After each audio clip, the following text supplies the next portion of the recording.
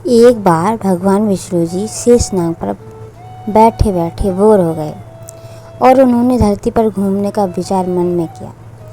वैसे भी कई साल बीत गए थे धरती पर आए और वह अपनी यात्रा की तैयारी में लग गए। स्वामी को तैयार होता देखकर लक्ष्मी माँ ने पूछा, आज सुबह सुबह कहाँ जाने की तैयारी हो रही है? विष्णु जी ने कहा, हे लक्ष्मी, मैं धरती लोक पर घूमने जा रहा हूँ। तो कुछ सोचकर लक्ष्मी माँ ने कहा, हे देव, क्या मैं आपके साथ चल सकती हूँ? भगवान विष्णु ने 2 पल सोचा, फिर कहा, एक शर्त पर तुम मेरे साथ चल सकती हो। तुम धरती पर पहुंचकर उत्तर दिशा की ओर बिल्कुल मत देखना।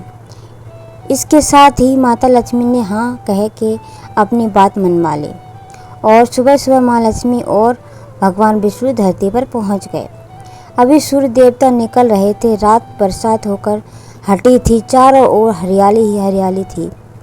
उस समय चारों ओर बहुत शांति थी और धरती बहुत ही सुंदर दिख रही थी और माँ लक्ष्मी मंत्रमुग्ध होकर धरती को देख रही थी और भूल गई कि पति को क्या वचन देकर आई हैं और चारों ओर देखते हुए कब उत्तर दिशा की ओर देखने लगी पता ही नहीं चला। उत्तर दिशा में माँ लक्ष्मी को एक बहुत ही सुंदर बगीचा नजर आया और उस तरफ से भीनी भीनी खुशबू आ रही थी और बहुत ही सुंदर फूल खिले थे। यह एक फूलों का खेत था और माँ लक्ष्मी बिना सोचे समझे उस खेत में गई और एक सुंदर सा फूल तोड़ लाई।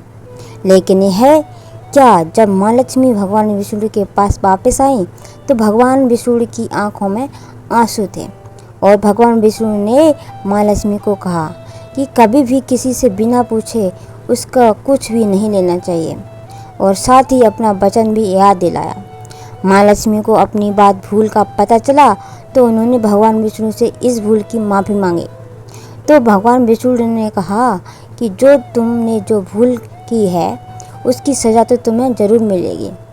जिस माली के खेत से तुमने बिना पूछे फूल तोड़ा है, यह एक प्रकार की चोरी है। इसलिए अब तुम 3 साल तक माली के घर नौकर बनकर रहोगी। उसके बाद मैं तुम्हें बैकुंठ में वापस बुलाऊंगा। माँ लक्ष्मी ने चुपचाप सर झुकाकर हाँ में हाँ कर दी। और आजकल की लक्ष्मी थोड़ी ही थी और माँ लक्ष्मी एक गरीब औरत का रूप धारण करके उस खेत के मालिक के घर पहुंच गई। घर क्या, एक झोपड़ा था और मालिक का नाम माधव था। माधव की बीवी 2 बेटे और 3 बेटियां थीं। सभी उस छोटे से खेत में काम करके किसी तरह से गुजारा करते थे। माँ लक्ष्मी जब एक साधारण और गरीब औरत बनकर जब माधव की झोपड़ी में गई तो माधव ने पूछा, बहन, तुम कौन हो और इस समय तुम्हें क्या चाहिए? तब माँ लक्ष्मी ने कहा, मैं एक गरीब औरत हूँ। मेरी देखभाल करने वाला कोई नहीं है। मैंने कई दिनों से खाना भी नहीं खाया। मुझे कोई भी काम दे दो, साथ में तुम्हारे घर का काम भी कर दिया करूँगी। बस मुझे अपने घर में एक कोने में आसरा दे दो। माधव बहुत ही अच्छे दिल का मालिक था। उसे दया आ गई, लेकिन उसने कहा, बहन, मैं तो बहुत ही गरीब हूँ। मेरी कमाई से मेरे घर का खर्च मुश्किल से चलता है। लेकिन अगर मेरी 3 की जगह 4 बेटियाँ होती तो मैंने गुजारा करना था। अगर तुम मेरी बेटी बनकर जैसा रूखा सूखा हम खाते हैं उसमें खुश रह सकती हो तो बेटी अंदर आ जा।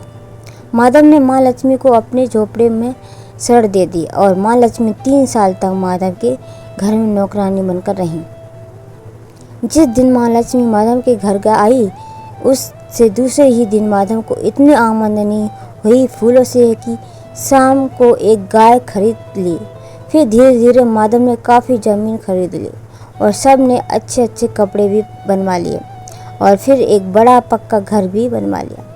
बेटियों और बीवी ने गहने भी बनवा लिए और अब मकान भी बहुत बड़ा बनवा लिया। माधव हमेशा सोचता था कि मुझे यह सब इस महिला के आने के बाद मिला है। इस बेटी के रूप में मेरी किस्मत आ गई है।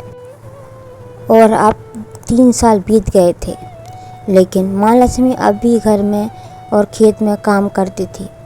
एक दिन माधव जब अपने खेतों से काम ख़त्म करके घर आया तो उसने अपने घर के सामने दोबारा पर एक देवी स्वरूप गहनों से लदी एक औरत को देखा।